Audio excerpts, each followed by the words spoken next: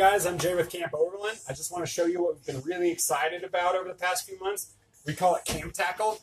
The whole idea is to make build-outs of any vehicle as easily as possible. Vans, Jeeps, campers. And being in the rafting town, Flagstaff, we base it off of D-rings and cam straps.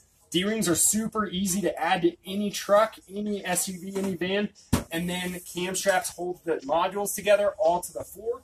You want to add a shovel, climbing gear, add a bungee, add another cam. Currently, we've got 2 modules. We've got a drawer module and a cubby module. You can add a drawer to any module. We've got more modules in development currently. This is my truck, and I like having water and seating easily accessible when I roll up to camp. So I have the jerry can here and my Crazy Creek seat here and a headlamp just for easy access. We'll have pricing and more modules available in the next couple weeks. Stay tuned for that, and I hope you all have a great weekend.